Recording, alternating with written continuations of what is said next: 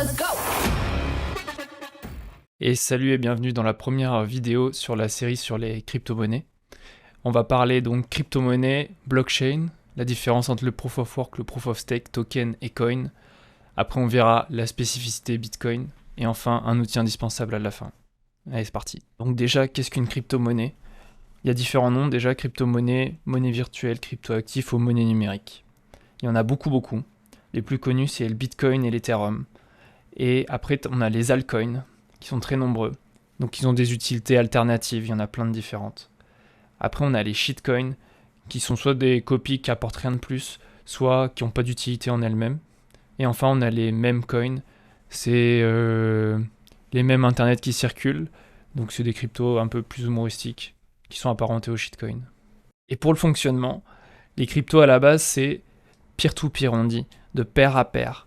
C'est-à-dire que chaque personne est à la fois un nœud du réseau qui participe au bon fonctionnement du réseau et à la fois un utilisateur du réseau. Contrairement au système traditionnel financier, vous ne participez pas du tout au réseau des échanges financiers, mais vous êtes quand même un utilisateur. Donc là, il y a une grande distinction.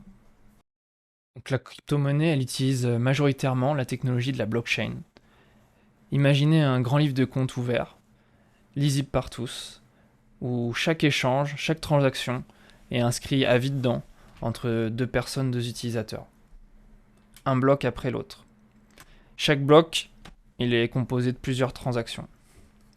Et une blockchain, ça désigne ces suites de transactions qui est régie en fait par son code informatique, parce que chaque crypto-monnaie a un code différent.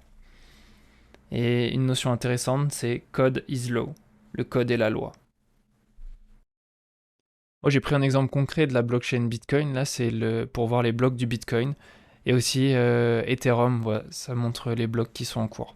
Donc, ils sont tous lisibles et on peut voir. Donc, il y a deux principaux types de fonctionnement de la blockchain pour valider les transactions. Le premier, c'est le proof of work, la preuve de travail. Elle dépend de la calcul de puissance de ce qu'on appelle les mineurs.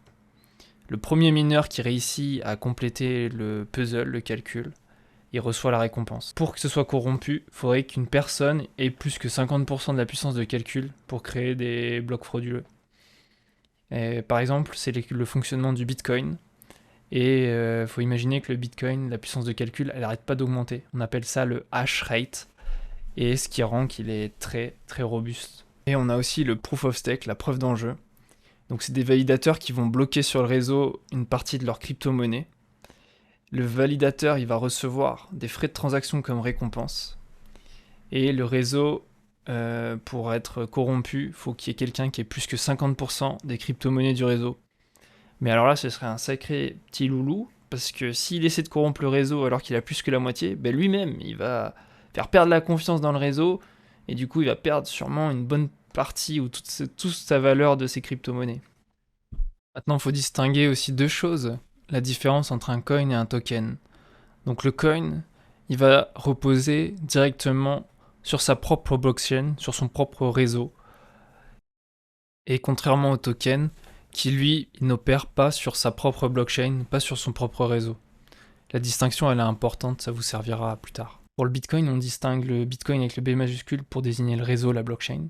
Et Bitcoin B minuscule, c'est pour l'unité comptable la plus basique, un BTC ou un B avec la double barre. La plus petite unité comptable, c'est le Satoshi, avec 0 et 7 0 et 1 1. Le Bitcoin a été créé par, entre autres, Satoshi Nakamoto après 2008, la crise des subprimes, pour se protéger et en faire une réserve de valeur. Actuellement, il y en a 19 millions en circulation, en tout, il y en aura 21 millions, pas plus. Et il sera émis en 2142 vers là, le dernier de mémoire. Le Bitcoin, au-delà de ça, il est totalement décentralisé. Il fonctionne sans aucune autorité qui peut le réguler, même les États. Donc ce qui en fait quelque chose de très intéressant. Et il y a une grosse puissance de calcul, un gros hash rate derrière qui sécurise le réseau aussi. Beaucoup d'acteurs. Un petit truc rigolo, c'est que la CIA s'est intéressée au Bitcoin après sa création. Et Satoshi Nakamoto, qu'on ne connaît pas, qui est un pseudo, juste un peu après ça, il a disparu. Et je trouve ça sympa dans le sens où c'est déjà décentralisé, et en plus on ne connaît pas son créateur. Ça crée vraiment du réseau totalement décentralisé. Et une petite histoire marrante, en 2014, une plateforme MTGOX qui avait le plus de Bitcoin, elle s'est fait hacker.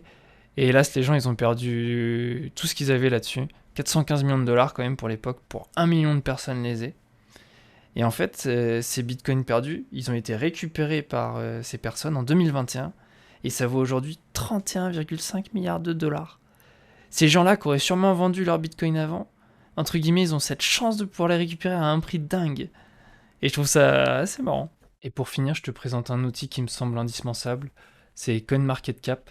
Ça regroupe en fait toutes les crypto-monnaies. Ça te donne beaucoup d'informations intéressantes sur ces crypto-monnaies. Entre autres, tu peux te faire une watchlist pour regarder tes cryptos qui t'intéressent.